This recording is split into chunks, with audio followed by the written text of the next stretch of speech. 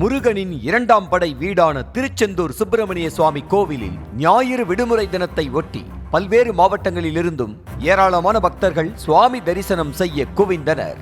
இதனால் அதிகாலையிலிருந்தே பக்தர்களின் கூட்டம் அதிகமாக இருந்ததால் முருகனை தரிசிக்க சுமார் 5 மணி நேரம் வரை வரிசையில் காத்திருக்க வேண்டிய சூழல் ஏற்பட்டது. இதில் காரைக்குடியிலிருந்து தனது குடும்பத்துடன் சென்ற ஓம்குமார் என்பவர் 100 ரூபாய் கட்டண வரிசையில் நீண்ட நேரமாக காத்திருந்தார். அப்போது திடீரென மூச்சு திணறல் ஏற்பட்ட அவர் அங்கேயே சரிந்து விழுந்தார். ஓம்குமாரின் மனைவி மற்றும் குழந்தைகள் அவரை விட 100 அடி முன்னால் நின்றிருந்ததால் இதை கவனிக்காத நிலையில் அங்கிருந்த பக்தர்கள் உடனே அவரை தூக்கி பிடித்து 108 ஆம்புலன்ஸுக்கு தகவல் கொடுத்தனர். கோவிலுக்கு விரைந்து வந்த ஆம்புலன்ஸ் மூலம் அவர் மருத்துவமனைக்கு அழைத்து செல்லப்பட்ட நிலையில் அவர் ஏற்கனவே இறந்து விட்டது தெரிந்தது.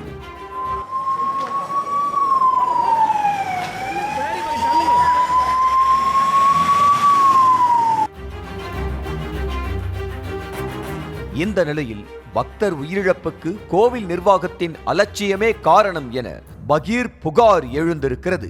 கோவிலில் சுவாமி தரிசனம் செய்வதற்கான வரிசையில் பக்தர் ஒருவர் நுழைந்து விட்டால் அவர் சுவாமி தரிசனம் செய்து முடித்த பின்புதான் வெளியவே வர முடியும். வரிசையின் பாதியிலோ அல்லது அவசரத்திற்கோ கூட வெளியே செல்ல தனியாக பாதைகள் எதுவும் இல்லாததே ஓம்குமார் உயிரிழக்க காரணம் என சொல்லப்படுகிறது.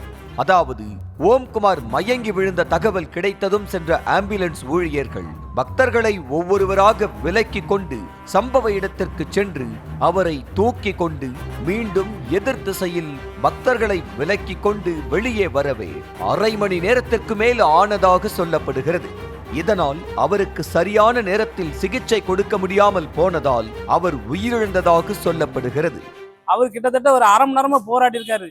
எமர்ஜென்சி வழி இருந்தா இன்னைக்கு அவர் உயிரை காப்பாற்றிருக்கலாம். ஒரு திருச்செந்தூர் காரணம் இருந்தா நான் ரொம்ப வெக்கப்படுதேன், வேதனைப்படுதேன். அவரோட பேரே ஓம்குமார், அவர் முருக பக்தர், அவர் பேர்லயே ஓம் இருக்கு பாருங்க. அவங்களோட குடும்பம் என்ன அளவுக்கு வழி வேதனைப்பட்டிருக்கு பாருங்க. இதை அரசாங்கம் ரொம்ப மென்மையா ஏதாவது ஒரு சாக்கு போக்க சொல்லி காரணத்தை தான் கழிக்கிறாங்களே தவிர எந்த ஒரு நடவடிக்கை எடுக்க மாட்டேங்காங்க. திருச்செந்தூர் கோவிலில் தற்போதுள்ள பக்தர்கள் வரிசைகள் அனைத்தும் 10 ஆண்டுகளுக்கு முன்பு அமைக்கப்பட்டது என கூறப்படும் நிலையில் தற்போது நாளுக்கு நாள் அதிகரித்து வரும் கூட்டத்திற்கு ஏற்ப அதனை மேம்படுத்தாமல் அந்த வரிசைகளிலேயே ஆட்டு மந்தை போல் பக்தர்களை அடைத்து வைப்பதாக புகார் கூறுகின்றனர். லைன்ல பல மணி நேரம் காத்திருக்கிறவங்க ஏதாவது ஒரு உடல் உபாதி, உதாரணத்துக்கு ஒரு சிறுநீரோ அல்லது ஒரு மோசனோ போகணும்னா கூட எமர்ஜென்சியாக வெளியே வர்றதுக்கான வழி இல்லை. இப்படி சூழ்நிலையில் ஒரு மெடிக்கல் எமர்ஜென்சியில் மாட்டினாங்கன்னா அவங்க எப்படி வெளிவர முடியும்? ஒருவேளை மெடிக்கல் எமர்ஜென்சி வந்தாலும் அவங்கள உடனடியாக மருத்துவமனையில் கொண்டு போய் சேர்க்குற அளவுக்கு ஆஸ்பத்திரியில் பெர்மனண்டாக ஒரு ஆம்புலன்ஸ் வசதி கிடையாது. மேலும் இது போன்ற துயர சம்பவங்கள் மீண்டும் நடைபெறாமல் தடுக்க வசதிகளை மேம்படுத்துவதோடு கூடுதல் பாதுகாவலர்களை நியமித்து கூட்டத்தை ஒழுங்குபடுத்தி விரைவாக சுவாமி தரிசனம் செய்ய நடவடிக்கை எடுக்க வேண்டும் என்று கோரிக்கை விடுத்துள்ளனர். ஒரு ஷிஃப்ட்டுக்கு மொத்தம் 16 மணி நேரம் ஷிஃப்ட்டு.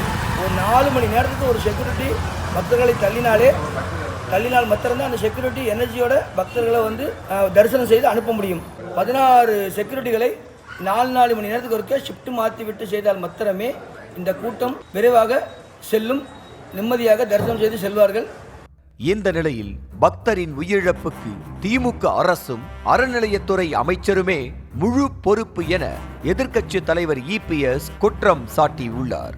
கடந்த ஜனவரி மாதமே கூட்ட நெரிசல் குறித்து பக்தர்கள் முறையிட்டும் அமைச்சர் அதனை உதாசீனப்படுத்தியதே உயிரிழப்புக்கு காரணம் என புகார் தெரிவித்தார். இதற்கு விளக்கம் அளித்துள்ள அறநிலையத்துறை அமைச்சர் சேகர் பாபு கூட்ட நெரிசல் காரணமாக ஓம்குமார் உயிரிழக்கவில்லை என தெரிவித்துள்ளார். ஓம்குமாருக்கு ஏற்கனவே மூச்சு திணறல் பிரச்சனை இருந்ததாகவும் உடல்நலக்குறைவு ஏற்பட்டு மருத்துவமனைக்கு செல்லும் வழியில்தான் அவர் உயிரிழந்து விட்டதாகவும் அமைச்சர் தெரிவித்தார். நியூஸ் தமிழ் செய்திகளுக்காக திருச்செந்தூர் செய்தியாளர் சதீஷ்.